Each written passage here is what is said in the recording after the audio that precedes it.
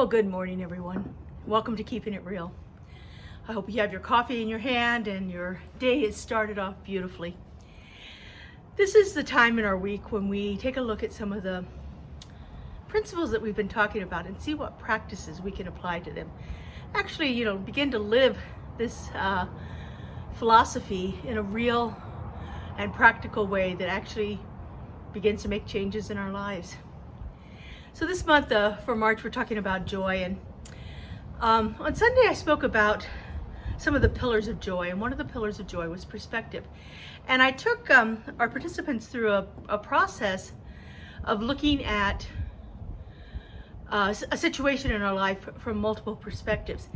And I tell you, I got such great feedback on there. I thought I would take it a little bit deeper today to actually spend a little bit more time with this process than I could spend during the Sunday service. So I like to find different spiritual practices from different faith traditions, different ways of doing things, and see how I can incorporate those in my life in a way that makes sense to me.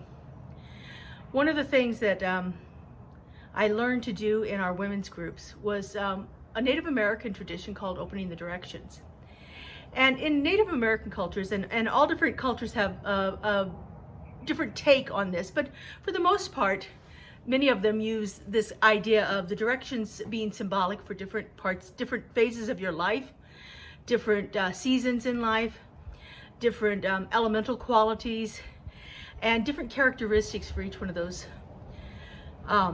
directions. And so when we take that situation that we have and we begin to look at it from those four different directions, north, south, east, and west, we can begin to look at it from the qualities that are inherent in the directions and see if we can get a different perspective on that.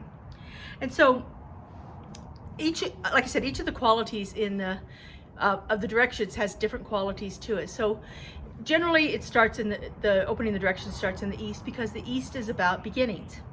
East is about springtime. It's about new growth. It's about birth.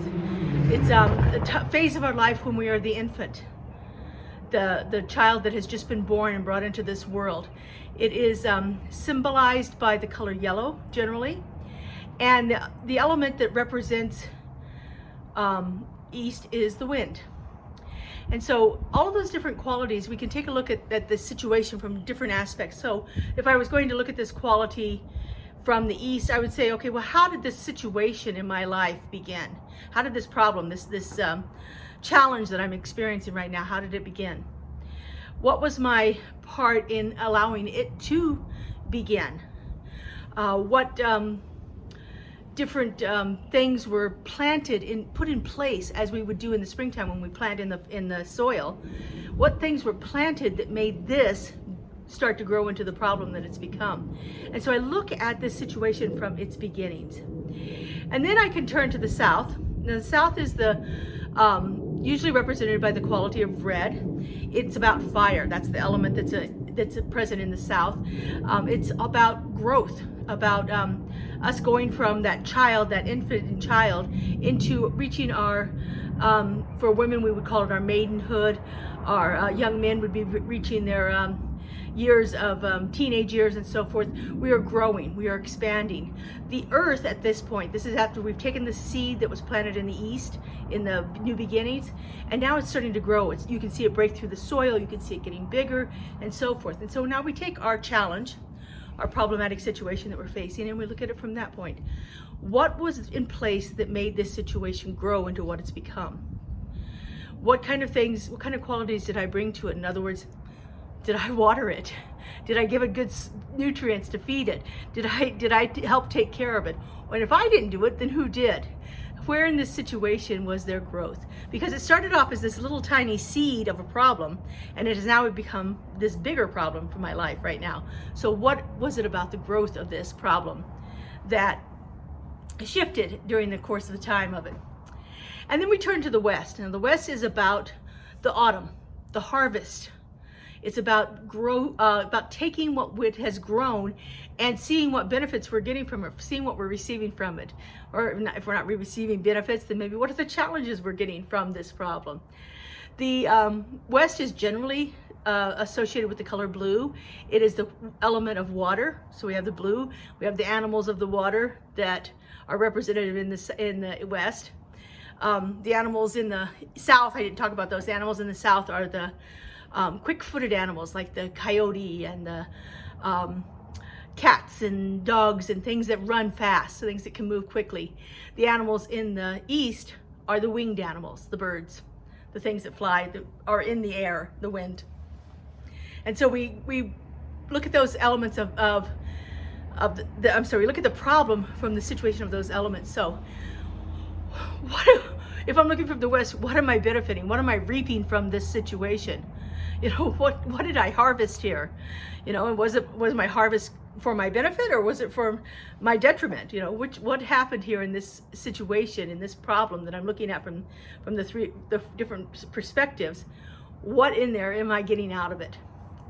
And then we turn to the north, and the north is the time when we let the soil rest. We call it letting the soil be fallow. This is the time of winter. This is the time of reflection, of rest, of regeneration, to renew ourselves as we prepare to make that cycle back into the east. This is the time of the matriarchs and patriarchs of our communities. We would call them the crone, and the wisdom men that are the shamans and so forth, that are the people, the keeper of the history, the keeper of the wisdom and the knowledge. And so when I look at my problem, my situation from this perspective of the north, what is the wisdom I've gained there? What learning has happened here? What tools can I take away from this problem in the north? And so those are the four main directions. Well, I also invited people to look at it from below and above. And so when we look at things from below, we look at the pattern that it has made on the earth or in our lives.